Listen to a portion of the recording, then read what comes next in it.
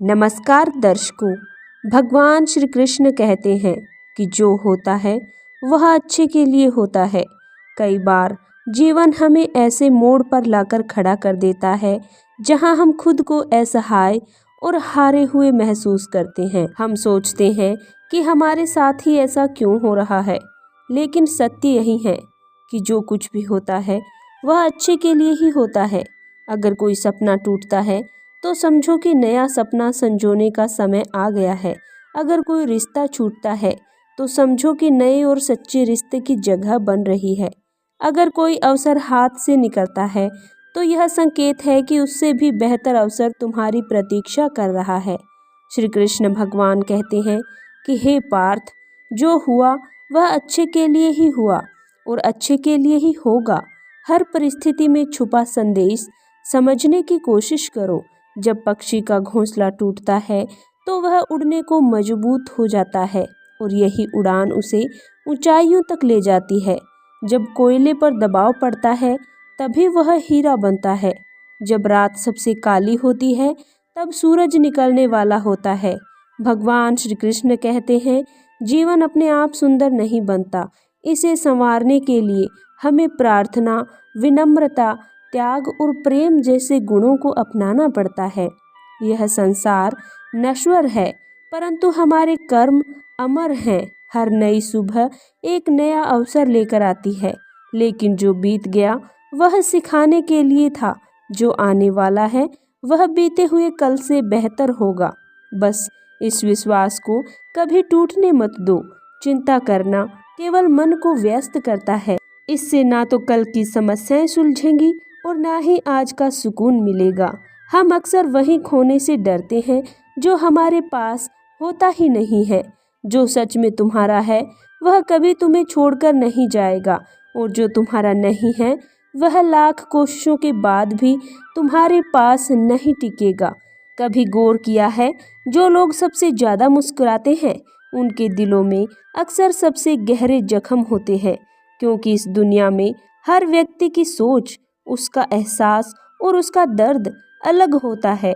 आंखें सबकी एक जैसी होती हैं, लेकिन देखने का नज़रिया सबका अलग अलग होता है। कुछ लोग तुम्हारी मुस्कान में तुम्हारी खुशी देखेंगे और कुछ लोग उसमें छिपे दर्द को भी पढ़ लेंगे। जीवन में किए गए अच्छे कर्म कभी व्यर्थ नहीं जाते हैं। जो भलाई तुम किसी के लिए करोगे वह किसी न किसी रूप में तुम्हारे पास लौटकर जरूर आएगी। इसलिए सच्चे दिल से किसी के लिए कुछ भी अच्छा करने से कभी मत हिचकिचाओ, क्योंकि रिश्तों की बुनियाद प्रेम और विश्वास पर टिकी होती है, स्वार्थ पर नहीं। कभी कभी जिंदगी हमें ठोकरें देती है और वह ठोकरें दर्द भी देती है, परंतु याद रखना, अगर तुम संभल गए तो यही ठोकरें तुम्हें और मजबूत बनाएगी। गिरना कोई हार नहीं, हार तो तब होती है जब तुम उठने से ही इनकार कर देते हो। मैं खुद भी इस बात पर गर्व करता हूँ कि मैं ठोकर खाकर गिरा था, पर किसी की नज़रों से नहीं। भगवान का शुक्रगुजार रहना ही जीवन का सही तरीका है, क्योंकि जब तुम शिकायत करते हो तो तुम अपने वर्तमान से असंतोष जताते हो। जिनके दिल में सच्ची मानवता होती है वे यही चाहते हैं कि जो दुख उन्होंने झेला है वह किसी और को न मिले और जो खुशी उन्हें मिली है वह सबको मिले। इससे पहले कि हम इस विषय की गहराई को समझें, आप सभी से अनुरोध है कि इस हमारी वीडियो को अंत तक देखें। यदि आपको हमारा यह प्रस्तुति पसंद आए तो वीडियो को लाइक करें और नीचे कमेंट में जय श्री राधे कृष्ण अवश्य लिखें। साथ ही अगर आपने हमारे चैनल को अभी तक सब्सक्राइब नहीं किया है तो अभी सब्सक्राइब करें और बेल आइकन जरूर दबाएं, ताकि हमारी हर नई प्रेरणादायक वीडियो सबसे पहले आप तक पहुंचे। जिंदगी में एक उसूल बना लो, किसी को हराने की बजाय हर किसी को जीतने का हौसला दो। प्यार का मतलब सिर्फ किसी रिश्ते में बंधना नहीं है, बल्कि किसी ऐसे इंसान की परवाह करना है जो तुम्हारी सच्ची फिक्र करता हो। पहले लोग भावुक थे इसलिए रिश्ते निभाते थे, फिर लोग व्यवहारिक हो गए तो उन्होंने रिश्तों में फायदा देखना शुरू कर दिया। अब लोग पेशेवर हो गए हैं, अगर फायदा हो तभी रिश्ते निभाए जाते हैं। पर सच्चाई ये है कि इंसान का असली परिचय उसके चेहरे से नहीं बल्कि उसकी वाणी, विचार और कर्मों से होता है। जीवन एक अनजान किताब की तरह है जहाँ अगले पन्ने पर क्या लिखा है कोई नहीं जानता, लेकिन बहुत कम लोग ऐसे होते हैं जो किसी और के मन और मौन को समझ पाते हैं। इसलिए जीवन को एक अवसर की तरह देखो, शिकायतों की गठरी बनाकर मत जियो, क्योंकि जो आज है वही तुम्हारे पास सबसे बड़ा खजाना है। अगर आपकी नीयत साफ है और उद्देश्य सही है तो यकीन मानिए भगवान किसी न किसी रूप में आपकी मदद जरूर करेगा। जब ईश्वर कुछ वापस लेता है तो इसे सजा मत समझो, बल्कि ये मानो कि वह तुम्हारे हाथों को खाली कर रहा है ताकि कुछ और बेहतर उसमें आ सके। चाहे वह रिश्ते हों या फिर रास्ते हों, या फिर जो अवसर चला जाता है वह जरूरी नहीं कि तुम्हारे लिए था, लेकिन जो आएगा वह निश्चित ही तुम्हारे लिए होगा। जिंदगी में ठोकरें खाना बहुत ज़रूरी है, क्योंकि ठोकर ही ये एहसास कराती है कि कौन अपना है और कौन पराया, कौन साथ है और कौन सिर्फ समय काट रहा था। अक्सर लोग कहते हैं कि समय बदल जाता है, लेकिन यह तो सच है कि समय नहीं, लोग बदल जाते हैं। और जब तुम्हें ये समझ आता है तो तुम्हारी अपेक्षाएं भी बदल जाती है। अब ना तो ज़्यादा लोग अच्छे लगते हैं और ना ही किसी से अच्छाई की उम्मीद रह गई है।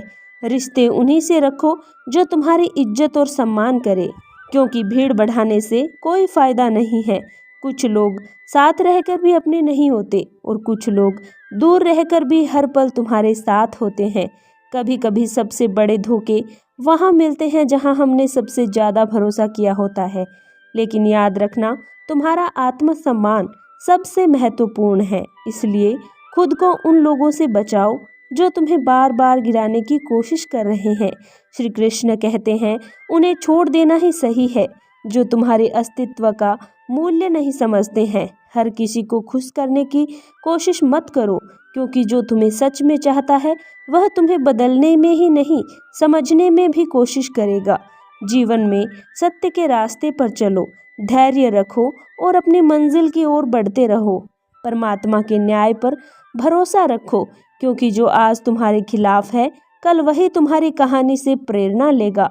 हर परिस्थिति में शांत मन से समाधान ढूंढने की कोशिश करो, क्योंकि जल्दबाजी में लिया गया निर्णय अक्सर पछतावे का कारण बनता है।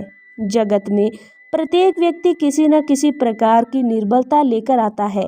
कोई तेज दौड़ नहीं सकता, कोई अधिक भार नहीं उठा सकता, कोई असाध्य रोग से पीड़ित होता है तो कोई पढ़ाई में कमज़ोर होता है।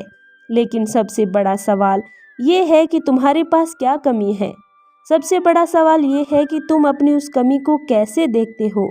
कुछ लोग अपनी निर्बलताओं को जीवन की सीमा मान लेते हैं और हार मानकर बैठ जाते हैं, और वहीं कुछ ऐसे होते हैं जो पुरुषार्थ और संकल्प से उन निर्बलताओं को पार कर जाते हैं। उनमें क्या अंतर है? उत्तर बहुत ही सरल है कि जो व्यक्ति अपनी निर्बलता से हार मान लेता है वहीं रुक जाता है, पर जो व्यक्ति अपनी कमजोरियों से लड़ता है वह उन्हें पार करके आगे बढ़ जाता है। ईश्वर हमें कुछ कमियों के साथ इस संसार में भेजता है, लेकिन उन कमियों को स्वीकार करके हार मान लेना हमारे मन की कमजोरी होती है। जो लोग ये समझ लेते हैं कि हर समस्या के साथ समाधान भी होता है, वो कभी हार नहीं मानते। जैसे तेज हवा चलने पर मजबूत वृक्ष नहीं टूटते हैं, वैसे ही जो व्यक्ति अपनी आंतरिक शक्ति और धैर्य पर भरोसा करता है वह जीवन की हर चुनौती का सामना करता है, क्योंकि जीत हमेशा उसी की ही होती है जो अंत तक लड़ता रहता है। भगवान श्री कृष्ण कहते हैं, जिस व्यक्ति में ज्ञान की कमी है और ईश्वर के प्रति श्रद्धा नहीं होती, वह जीवन में सच्चा आनंद और सफलता प्राप्त नहीं कर सकता, क्योंकि ज्ञान केवल पुस्तकों में ही नहीं, अनुभवों में भी होता है, और श्रद्धा केवल मंदिरों में ही नहीं, कर्मों में भी होती है। जब तक मनुष्य अपने जीवन में संतोष को न अपनाए और वह सदा अधूरेपन का शिकार रहेगा। ईश्वर ने हमें जो दिया है वह हमारे लिए पर्याप्त है, यही सबसे बड़ी सच्चाई है। हम अक्सर जो नहीं है उसी के पीछे भागते रहते हैं, लेकिन जो हमारे पास है उसकी कद्र करना भूल जाते हैं। संतोष, सदाचार, स्नेह और सेवा जैसे गुण तभी प्रकट होते हैं जब हम सत्संग का सहारा लेते हैं, अच्छे विचारों को अपनाते हैं और जीवन को एक उद्देश्य के साथ जीते हैं। ईश्वर से की गई प्रार्थना का अर्थ ये नहीं है कि वह हमारी स्थिति को तुरंत बदल देगा, लेकिन उस प्रार्थना से हमारे चरित्र में बदलाव आता है, हमारी सोच बदलती है, हमारे विचार बदलते हैं और जब सोच बदलती है तब परिस्थितियां भी स्वयं बदलने लगती हैं। इसलिए केवल हाथ जोड़ने से कुछ नहीं होगा, मन को भी झुकाना पड़ेगा। हमारी बातें इतनी मधुर होनी चाहिए कि अगर हमें कभी उन्हें वापस भी लेना पड़े तो वह कड़वी न लगे। शब्दों का घाव तलवार से भी गहरा होता है। लोग तुम्हारी बुद्धिमत्ता को भूल सकते हैं, तुम्हारी उपलब्धियों को भी भूल सकते हैं, लेकिन कैसे बोले थे ये हमेशा याद रखते हैं। अपने जीवन में थोड़ा स्वाभिमान रखना भी जरूरी है, अन्यथा लोग आपको उन जगहों पर भी दबाने की कोशिश करेंगे जहां आपका अधिकार है। भगवान श्री कृष्ण ने कहा है कि जो व्यक्ति दुख और सुख को समान रूप से देखता है और इंद्रियों के विषय से विचलित नहीं होता, वही मोक्ष का अधिकारी है। जो चीजें तुम्हारे नियंत्रण में नहीं है उनमें समय बर्बाद करना मूर्खता है। दुनिया में हर किसी को खुश करने की कोशिश मत करो, क्योंकि यह असंभव है। जब तक आप खुद से हार नहीं मानते तब तक दुनिया की कोई ताकत आपको परास्त नहीं कर सकती। इसलिए आप कमजोर नहीं हैं। वक्त ऐसा है और वक्त बदलता है, इसके साथ परिस्थितियां भी बदलती है। इसलिए बिना थके बिना रुके अपने कर्म करते रहो। किसी और के सपनों को पूरा करने के लिए इस दुनिया में आप नहीं आए हैं। हर कोई अपनी तकदीर अपनी हकीकत बनाने में लगा हुआ है। अगर सफलता तुम्हारे हाथ नहीं आ रही है तो इसका मतलब यह नहीं है कि वह तुम्हारी नहीं है। इसका अर्थ है कि तुम्हारी कोशिशों में बदलाव की जरूरत है। जीवन में प्यार और नफरत दोनों के बीच संतुलन बनाए रखना जरूरी है। जब दोनों ना हो तब चीजें और भी स्पष्ट हो जाती है, क्योंकि जब तुम नफरत में जकड़े रहते हो तो कुछ नहीं देख पाते और जब प्यार में डूबे होते हो तो बहुत कुछ अनदेखा कर देते हो। जीवन ठहराव और गति के बीच का संतुलन है।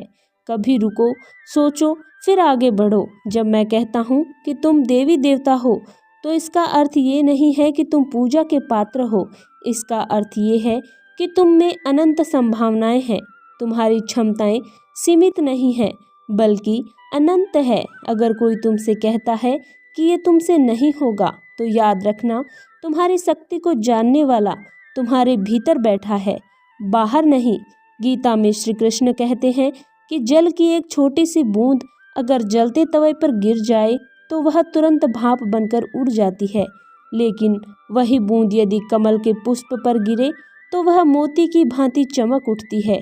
यह वही बूंद है जो अगर किसी मृत व्यक्ति के मुख में गिरे तो गंगा जल बनकर उसे मोक्ष प्रदान कर देती है, परंतु यदि वही बूंद किसी सर्प के मुख में गिरे तो वह विष में बदल जाती है।